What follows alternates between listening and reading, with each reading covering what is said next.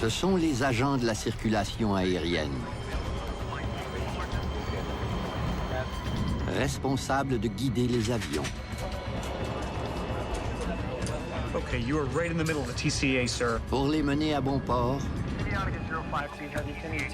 Charlie 2937.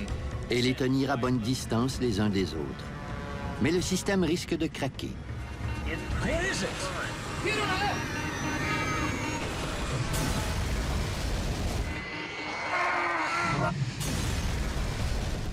La prochaine grosse catastrophe aérienne va probablement résulter d'un problème de contrôle de la circulation.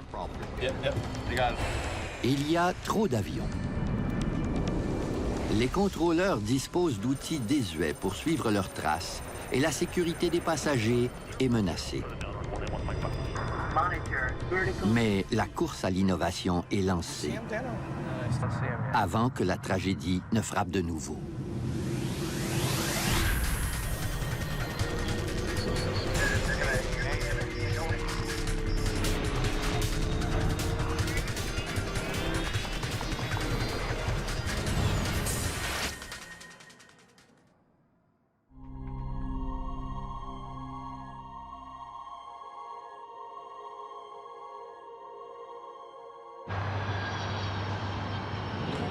C'est l'heure de pointe à l'aéroport international John F. Kennedy, l'un des plus achalandés de la planète.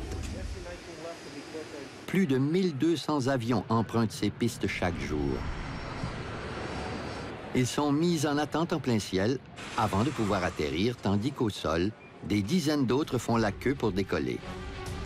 Le flot ininterrompu d'appareils peut affecter le rendement des contrôleurs aériens, même les plus aguerris. Ils doivent toujours garder en tête la vue d'ensemble de toutes les variables à contrôler. La position des avions, leur vitesse, leur altitude, la distance entre les appareils, sans oublier les échanges avec les pilotes. Un flux constant d'informations entre et sort de leur cerveau. C'est fascinant à regarder. Pour l'équipe de contrôleurs aériens de la tour de John F. Kennedy, c'est la routine. Mais leur boulot devient de plus en plus exigeant au fil des ans. Lors d'une journée bien remplie, les contrôles des départs et des arrivées atteignent le seuil de saturation dans la plupart des centres. Tout le monde parle en même temps.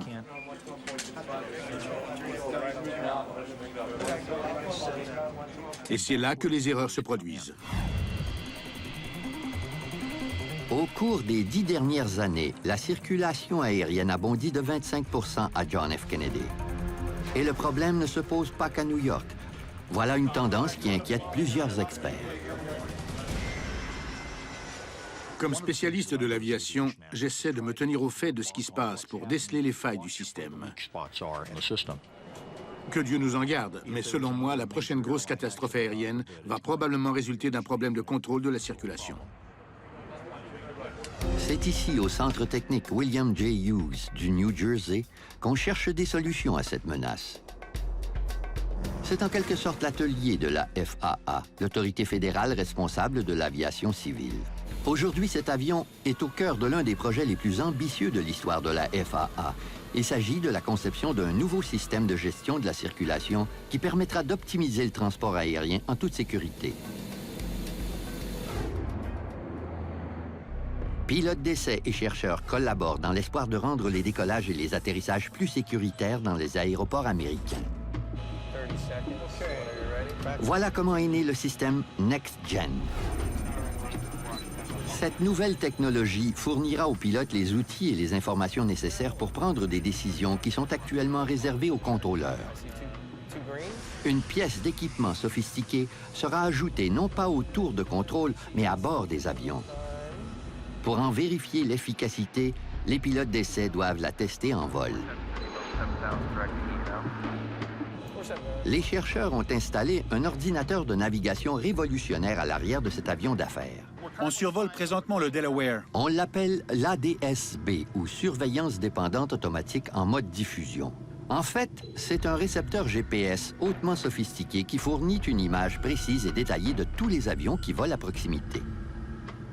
Le pilote a une connaissance de la situation, c'est-à-dire qu'il sait ce qui vole aux environs.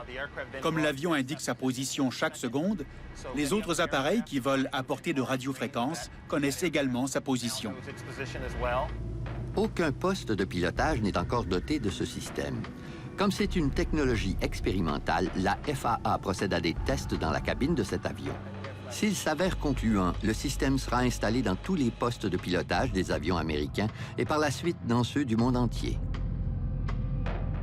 Une fois que le système ADS-B sera pleinement opérationnel, la position, l'altitude et le cap des avions en vol seront connus de tous. Sa grande précision en fait une solution d'avenir essentielle. L'erreur est humaine. Voilà une triste leçon que l'industrie de l'aéronautique a apprise à ses dépens. Et cette leçon a largement influencé la gestion du transport aérien tel qu'on le connaît aujourd'hui. Le 30 juin 1956, à l'aéroport international de Los Angeles, le vol 2 de la TWA s'envole vers l'est en direction de Kansas City.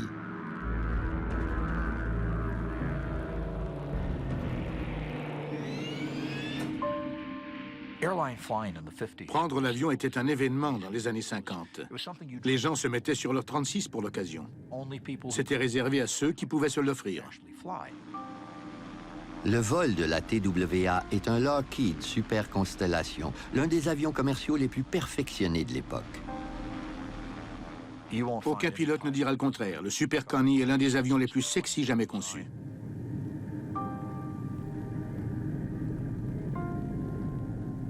À peine quelques minutes après le décollage du vol 2 de la TWA, le vol 718 de United Airlines s'envole du même aéroport à destination de Chicago. Le système de repérage des deux avions est plutôt rudimentaire. Le centre de contrôle de la circulation aérienne était en fait une pièce avec une carte déployée sur une table et les contrôleurs aériens déplaçaient des pions sur la carte pour indiquer la dernière position connue des avions.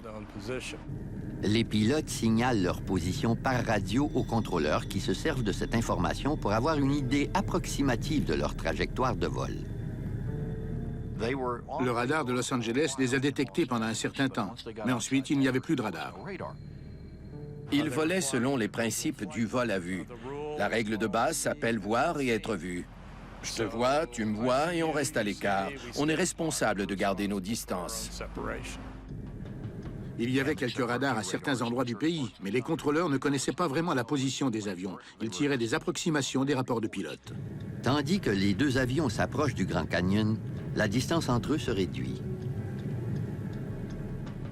Les deux pilotes avaient l'habitude de survoler le Grand Canyon quand le ciel était dégagé. Ils se déplaçaient légèrement à gauche ou à droite pour offrir une belle vue aux passagers qui s'exclamaient d'admiration. L'avion de United se rapproche de celui de la TWA par la droite, sans se douter que leurs trajectoires vont bientôt se croiser. Les passagers assis d'un côté du DC-7 ont certainement vu le Constellation foncer droit sur eux. The Grand Canyon is a graveyard for 128 passengers and crew of two airliners which crashed on peaks little more than a mile apart. None survived. It was the worst commercial air disaster in history. L'accident du Grand Canyon a fait les gros titres à travers le pays. Le gouvernement a été sommé de faire quelque chose. Il fallait acheter des radars et les installer immédiatement sur l'ensemble du territoire des États-Unis. Il fallait changer le système, et vite. 128 personnes ont péri dans cette tragédie qui a changé à jamais le contrôle de la circulation aérienne.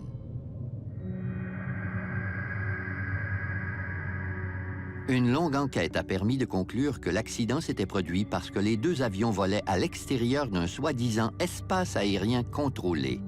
En fait, ils volaient à l'aveugle.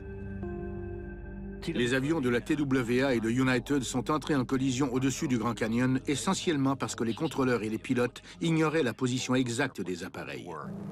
Une fois que les avions ont quitté la petite zone contrôlée par les radars, personne ne s'est préoccupé de leur position. Le concept de voir et éviter est une aberration. Il ne faut pas oublier que les pilotes n'ont qu'une vision périphérique à 180 degrés. Il leur est donc impossible de tout voir et de tout éviter, surtout à grande vitesse dans l'immensité du ciel. Dans la foulée de l'accident du Grand Canyon, les radars se multiplient dans l'espace aérien américain.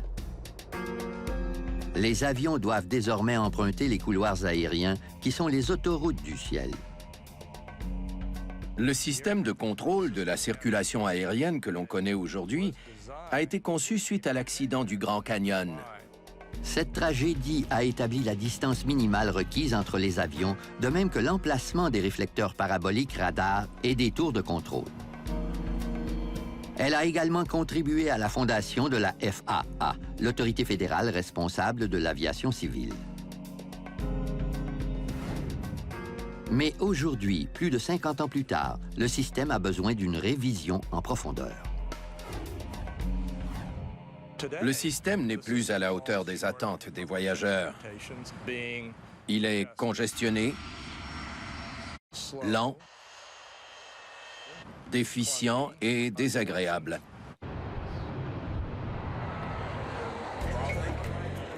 Avec des avions qui volent plus vite et plus haut, les contrôleurs ont encore plus de mal à suivre leurs déplacements. Selon moi, on se retrouve aujourd'hui dans la même situation que dans les années 50 à plusieurs égards. De gros changements s'imposent. Et le temps presse si l'on veut éviter un grave accident qui coûterait la vie à plusieurs centaines de personnes.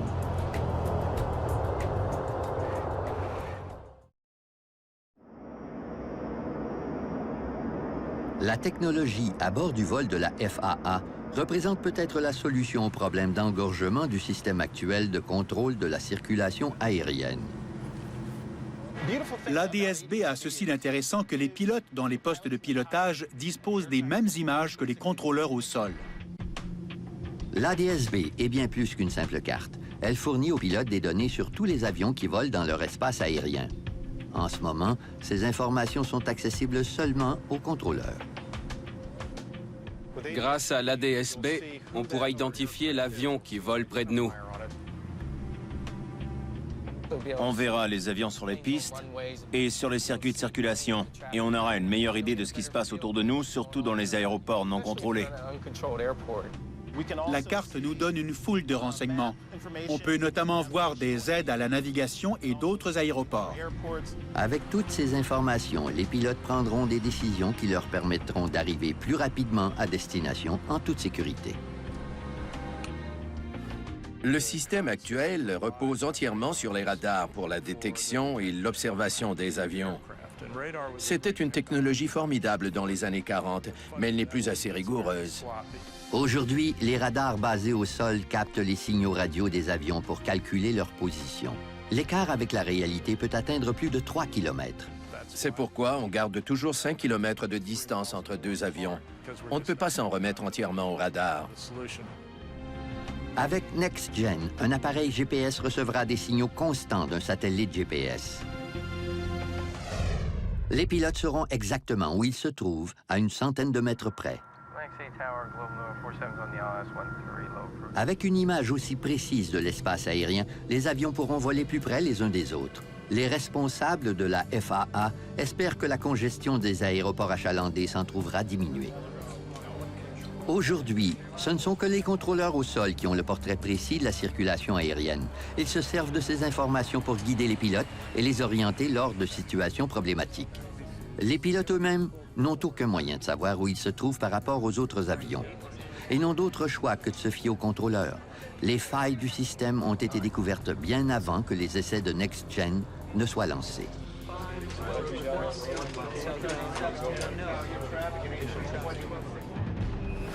La fin de semaine de la fête du travail en 1986. Le contrôleur Walter White guide le vol 498 d'Aéromexico qui s'apprête à atterrir à l'aéroport international de Los Angeles. L'espace aérien au-dessus de LAX est rigoureusement contrôlé. On l'appelle la TCA, ou la région de contrôle terminal. Tandis que le vol 498 se rapproche de l'aéroport, Walter White note la présence inattendue d'un autre avion sur son écran radar. One approach on a flight from Fullerton. Cruising altitude is 4,500. We'd like to follow it. Okay, you are right in the middle of the TCA, sir. Grumman 66 Romeo, I suggest in future you look at your TCA chart. Un avion qui volait à l'est de l'aéroport est apparu sur son écran. C'était ce qu'on appelle une intrusion. Très souvent, les avions qui surgissaient sur les écrans radars ne donnaient pas leur altitude, même ceux munis de transpondeurs. Walter White chasse le petit avion hors de l'espace aérien contrôlé. You just had an aircraft pass right off your left above you at 5,000. And we run a lot of jets right through there at 3,500. Mais White ne sait pas qu'un autre avion a dévié dangereusement de sa route. We should be able to see the ocean by now. Take a look at the map and... Un Piper Cherokee traverse la zone d'approche de LAX sans se douter de la menace qu'il guette. What am I looking for? Le vol d'Aéromexico prévoit atterrir dans quelques minutes.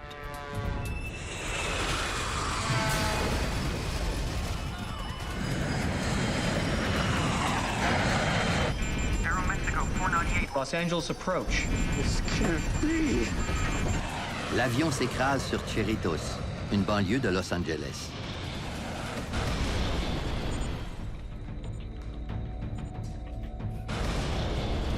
Aeromexico 498. Los Angeles approach. Je bavardais avec deux contrôleurs des départs quand j'ai entendu Walter dire quelque chose comme I think I lost one. Aeromexico 498. Los Angeles approach. Tout le monde s'est tu. J'ai regardé sur les écrans radars et je l'entendais appeler Aéromexico 498.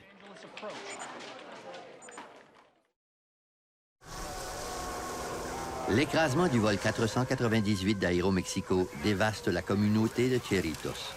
La catastrophe fait 15 victimes au sol, en plus des 64 occupants de l'avion à réaction.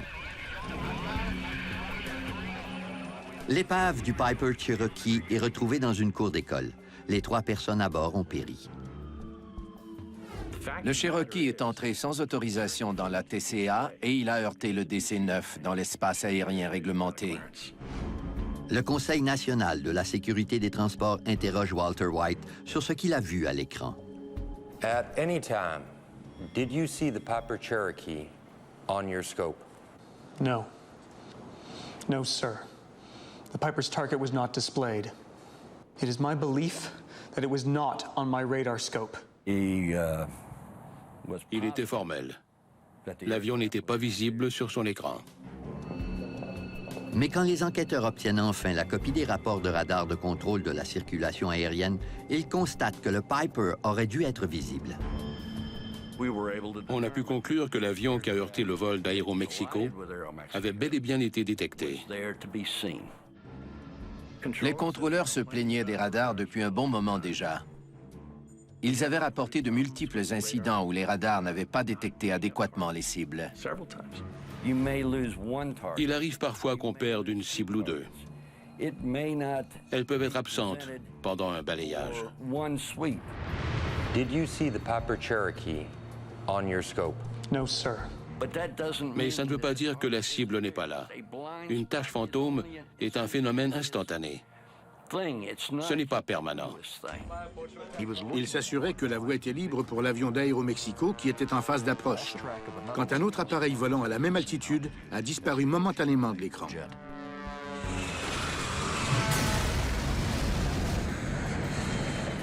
Il y avait une chance sur 1 milliard que ça se produise, et ça s'est produit ce jour-là.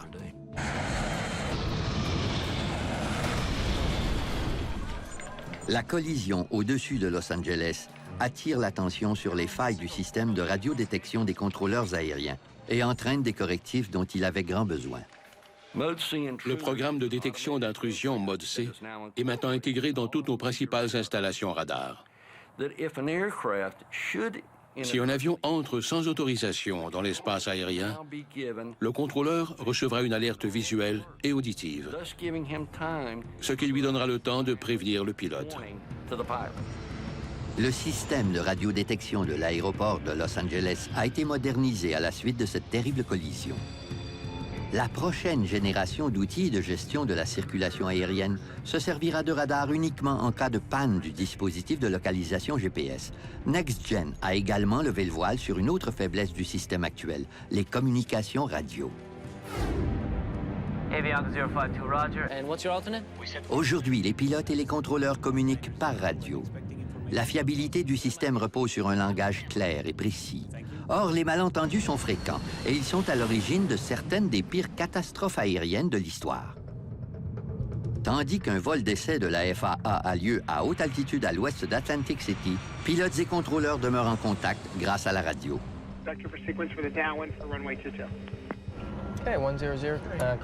Mais dans le système de circulation aérienne du futur, les communications entre pilotes et contrôleurs seront moins fréquentes. Le contrôleur et le pilote pourront collaborer pour résoudre les problèmes au lieu de perdre leur temps à s'expliquer quels sont ces problèmes. Quand la pression monte, de simples malentendus peuvent avoir des conséquences tragiques. Le 25 janvier 1990, dans le ciel de New York. Avianca 052, expect for the clearance time in 20 minutes. I think we need priority. We are passing out of fuel. Avianca 052, roger. How long? Le vol 52 d'Avianca veut atterrir à New York. Mais la pluie battante cause des délais à l'aéroport. Le vol en provenance de Colombie à destination de New York est soumis à plusieurs circuits d'attente par les contrôleurs aériens. Le mauvais temps retarde les atterrissages sur toute la côte du nord-est des États-Unis.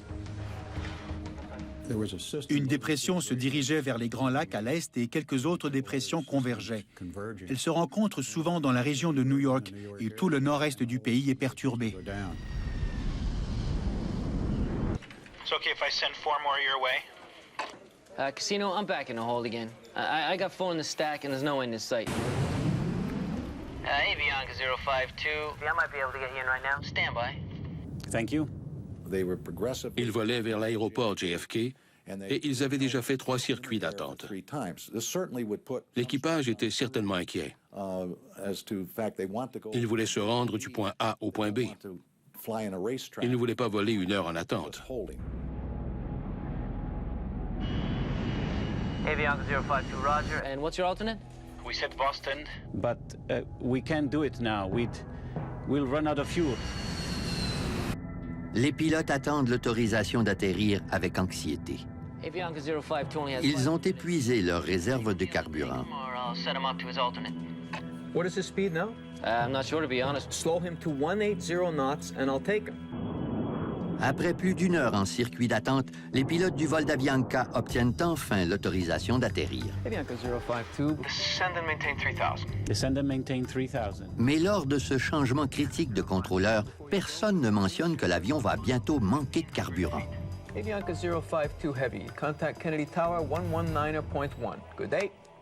Il était extrêmement important que le vol 52 atterrisse à JFK lors de sa première approche. Le CVR a révélé que le commandant de bord était très inquiet au sujet du carburant. À JFK, il n'y a qu'une seule piste pour atterrir ce soir-là.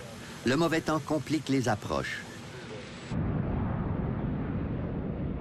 Avianca 052 Heavy, Kennedy Tower 22 left. You are number 3 following 727 traffic on a 9-mile final. Avianca 052. 2 Heavy, roger. Avianca 052, say airspeed. 145 knots. Are we cleared to land now? Yes, sir, we are clear to land. Stand by. Comme on l'entend sur l'enregistrement, l'équipage d'Avianca était persuadé qu'il allait pouvoir atterrir incessamment. Un contrôleur d'approche avait pris le relais et leur avait donné un cap et une altitude.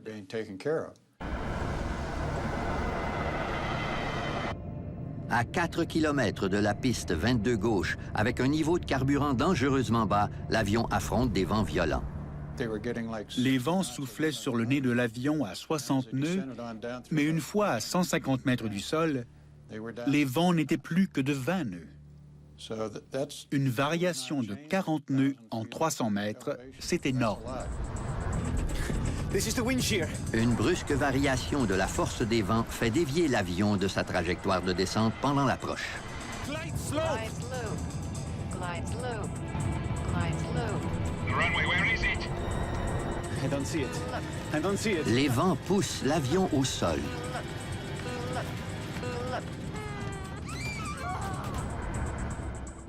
L'avion était à 60 mètres du sol et à 3 km de la piste, ce qui était bien en dessous de sa trajectoire de descente optimale. C'était très dangereux. L'avion a bien failli s'écraser à sa première approche. Give me the landing gear up. Landing gear up. En cas d'approche interrompue, tout est à recommencer. Request another traffic pattern. Executing a missed approach. Avianca 052 Heavy. Les réservoirs du vol d'Avianca 52 sont vides. Une seconde approche est quasi impossible. Les contrôleurs de New York essaient de nouveau de mener le vol d'Avianca 52 à bon port.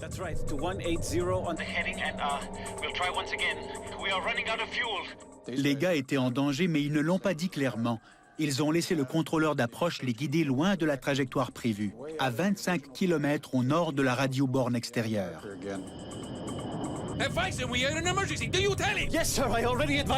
Mais le copilote n'a pas utilisé l'expression « en détresse » dans ses communications radio avec la tour. Il a seulement mentionné que le niveau de carburant était bas. Avianca 052 Heavy, contact approach on 118.4. Approach, Avianca 052 Heavy. La transcription de l'enregistreur de conversation de poste de pilotage montrait bien que le commandant ne comprenait pas les communications du copilote avec le contrôleur, qui se parlait en anglais.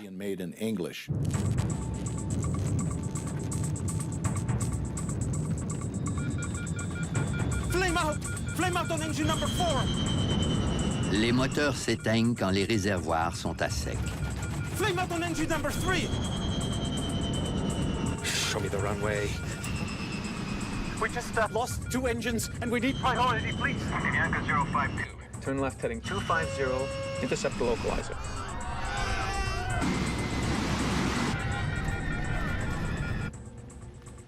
Sans la puissance des réacteurs, le vol 52 d'Avianca s'écrase sur un quartier résidentiel de Long Island.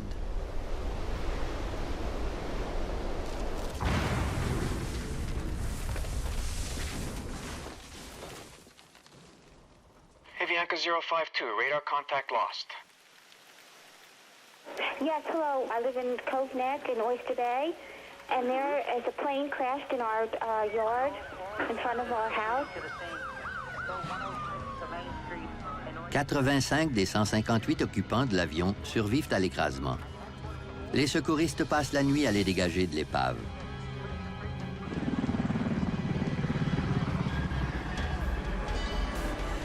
Les enquêteurs du Conseil national de la sécurité des transports arrivent sur les lieux quelques heures plus tard. Ils récupèrent l'enregistreur de conversation de poste de pilotage parmi les débris.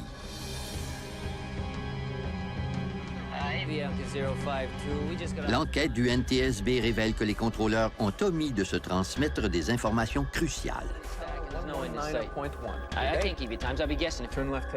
La communication radio, l'un des éléments fondamentaux du contrôle de la circulation aérienne, a été fatale aux passagers et à l'équipage.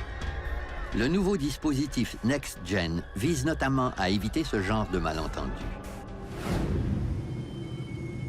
Les communications radio seront remplacées par un échange de données électroniques. L'automatisation est extrêmement importante.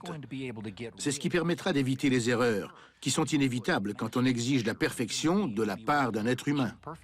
Les contrôleurs au sol seront encore nécessaires pour guider les avions lors des décollages et des atterrissages. Mais comme ils disposeront d'informations plus précises et que leurs communications avec les pilotes seront réduites, ils seront en mesure de guider un plus grand nombre d'appareils.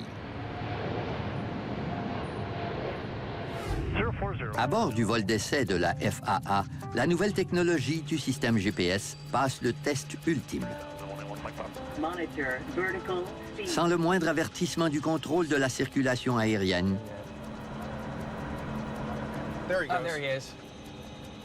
il note la présence d'un autre avion qui vole à 120 mètres plus bas.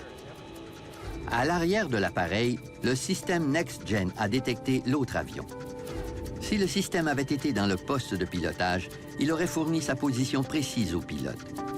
Sans lui, ils se sont fiés à une technologie qu'on appelle TCAS pour les prévenir de la menace. À l'aide de signaux transmis d'un avion à l'autre, le TCAS, ou le système d'avertissement de trafic et d'évitement d'abordage, prévient les pilotes lorsque d'autres avions volent trop près d'eux. Il émet un avis de circulation au pilote 45 secondes avant une collision potentielle. Et 25 secondes avant une collision potentielle, il émet un avis de résolution qui donne un changement de route sur le plan vertical pour éviter la collision. Le TCAS permet aux pilotes des avions en cours d'approche d'éviter les collisions à la dernière minute. Mais grâce au nouveau système, ils respecteront toujours une distance sécuritaire. Le ADS-B va nous permettre de voir la circulation à l'écran. Aujourd'hui, le système fonctionne à merveille. Les pilotes d'essai voient le danger et l'évitent tout simplement. Le TCAS peut aider les pilotes à éviter une collision, mais sa présence à bord n'élimine pas tous les risques d'accident.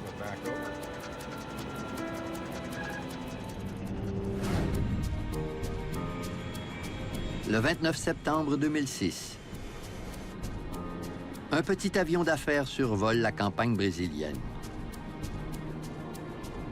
Les pilotes font escale à Manaus, au Brésil, avant de s'envoler de nouveau à destination de New York.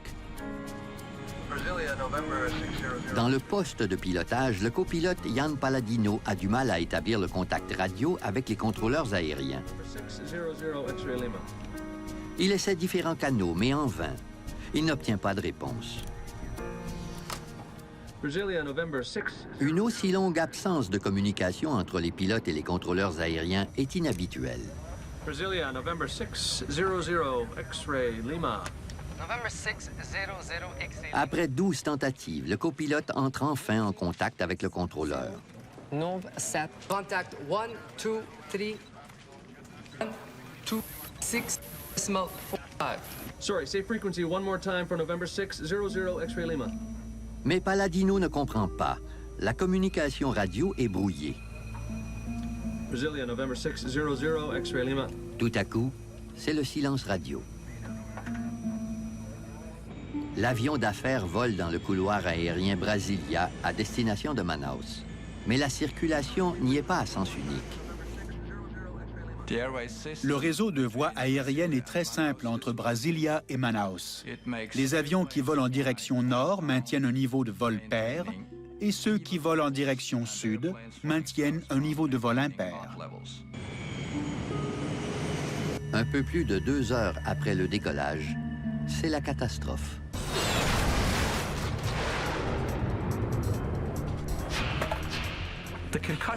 J'ai senti le choc dans toutes les parties de mon corps. Le bout de l'aile avait été arraché. La coupure était en dents de scie, comme si on l'avait croqué. Le Legacy a heurté un Boeing 737, le vol 1907 de Gaulle. Avec 154 personnes à bord, l'avion descend en vrille. Les pilotes du petit avion d'affaires ne savent pas ce qu'ils ont heurté, mais ils réussissent à manœuvrer leur appareil. I got it. Just let me fly the thing, dude. All right? We're descending, I want to get down. Okay, it's yours.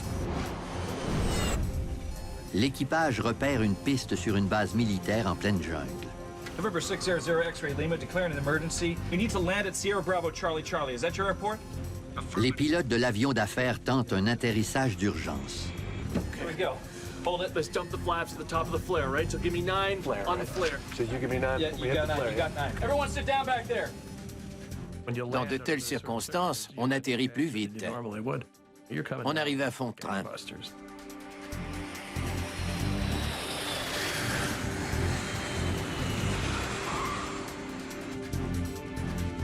Good. You got it. Hold it. You're good. Woo! Good job. Oh, man.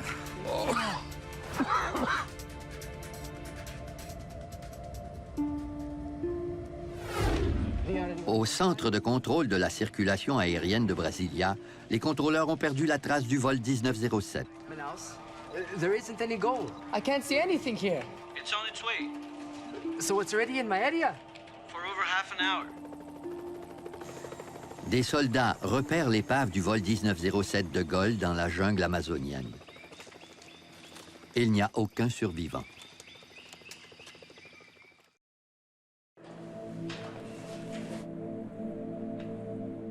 Les enquêteurs apprennent que l'avion d'affaires Legacy et le Boeing de Gaulle volaient dans le même couloir aérien, en direction opposée.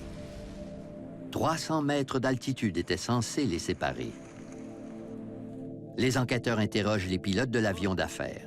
We were proceeding northwest on course to Manaus at 37,000 feet. Okay, we were attempting to contact Brazilian control. Did you say you were flying at 37,000 feet? Yes, that's right. Flight level 370. We never moved from that.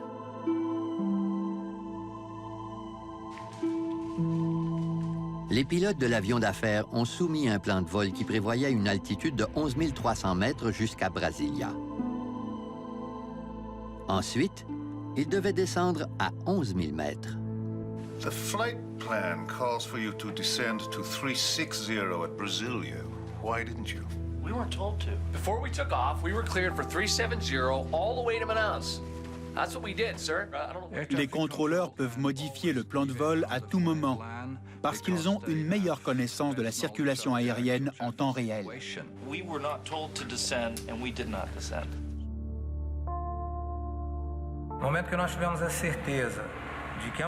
Quand on a appris que les deux avions volaient à la même altitude, on a su qu'il fallait enquêter du côté du contrôle de la circulation aérienne.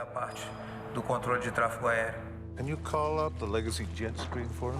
Na tela radar, nós recebemos a informação de velocidade. Sur l'écran radar, on voit l'altitude, la vitesse et les informations du transpondeur de chaque avion. Que é o código transponder da aeronave para a identificação de cada aeronave.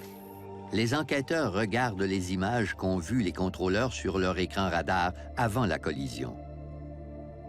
Un symbole ressort. Le Z sur l'écran radar des contrôleurs montre que l'avion a perdu son transpondeur. Les transpondeurs fournissent aux contrôleurs des informations précises sur l'altitude des avions qu'ils surveillent. Les enquêteurs apprennent que le transpondeur du Legacy était éteint. L'inexpérience du commandant sur ce nouvel avion d'affaires est peut-être en cause. Sans les informations provenant du transpondeur de l'avion d'affaires, l'ordinateur des contrôleurs affiche l'altitude prévue dans le plan de vol. Mais le Legacy vole 300 mètres plus haut, directement dans la trajectoire du vol de Gaulle. Les contrôleurs brésiliens n'ont pas vérifié l'altitude réelle du Legacy. Au sol, personne n'a rien fait pour empêcher ces deux avions de se heurter à la même altitude.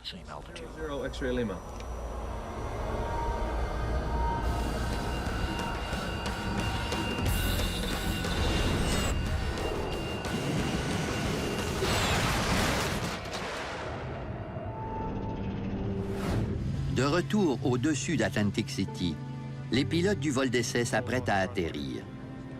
Aujourd'hui, les avions doivent demeurer dans les limites précises fixées par les contrôleurs aériens.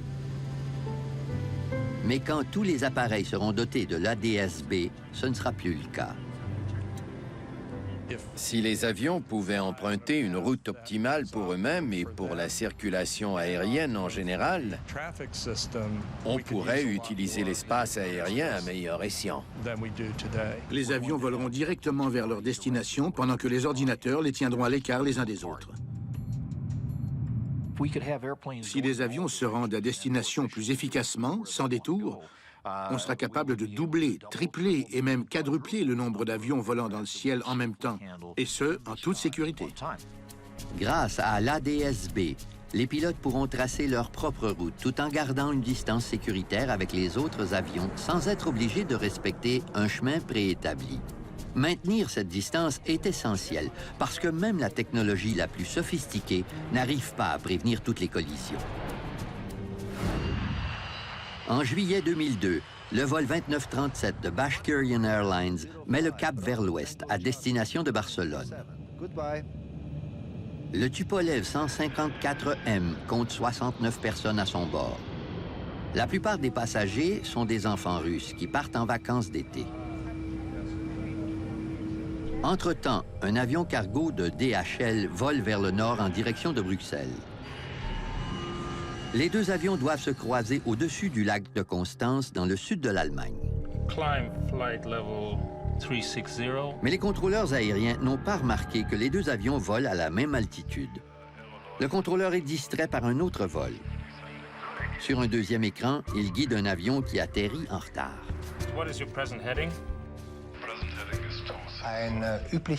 C'était une pratique courante du centre de contrôle. La nuit, un seul contrôleur était responsable de surveiller tout l'espace aérien de Zurich. Les pilotes du Tupolev détectent un intrus. Look at that. Qui se rapproche à vive allure. 500 meters.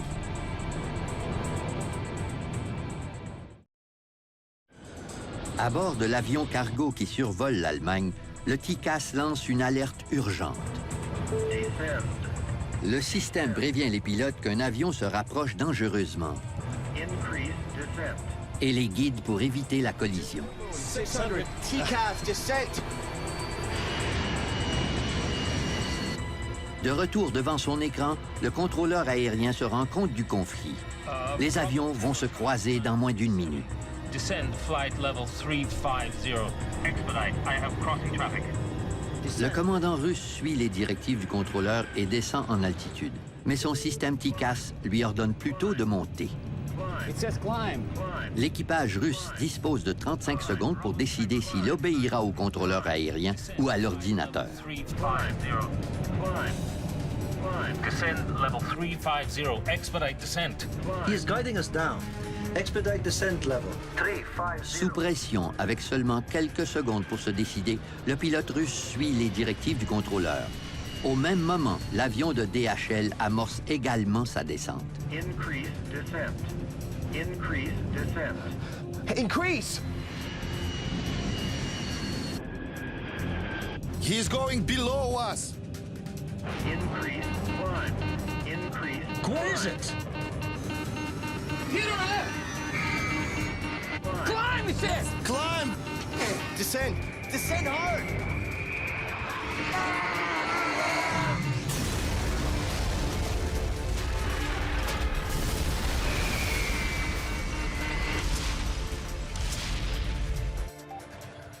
Bravo Tango Charlie 2937.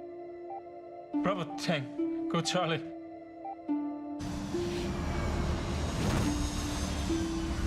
Les deux avions s'écrasent près du lac de Constance, en Allemagne. 71 personnes périssent. Il n'y a aucun survivant. Si le pilote russe avait suivi les directives du TICAS, l'accident ne se serait pas produit. La tragédie fait ressortir la fiabilité des systèmes automatisés et montre une fois de plus les ravages que peuvent faire les erreurs humaines. Voilà une importante leçon pour les concepteurs de NextGen. La technologie fournit des informations aux humains, mais elle ne contrôle pas ce qu'ils en font. Au-dessus d'Atlantic City, l'avion de la FAA procède à son approche finale. Avec ce vol d'essai de 2 heures, NextGen fait un pas de plus vers son installation dans les avions commerciaux.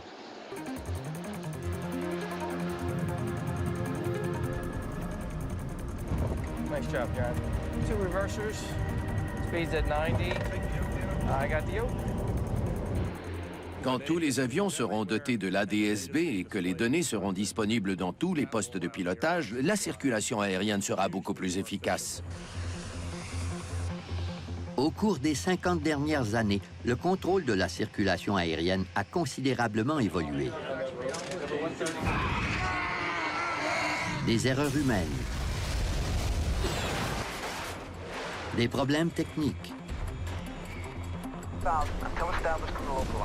et des communications déficientes ont fauché la vie de plusieurs centaines de personnes, tout en révélant des failles meurtrières dans le système actuel. Mais aujourd'hui, ces failles sont en voie d'être corrigées. Selon moi, le système NextGen représente un progrès incontestable pour l'avenir de l'aviation. Graduellement, au cours de la prochaine décennie, le tout nouveau système de contrôle de la circulation aérienne NextGen sera implanté aux États-Unis et aux 4 coins du monde.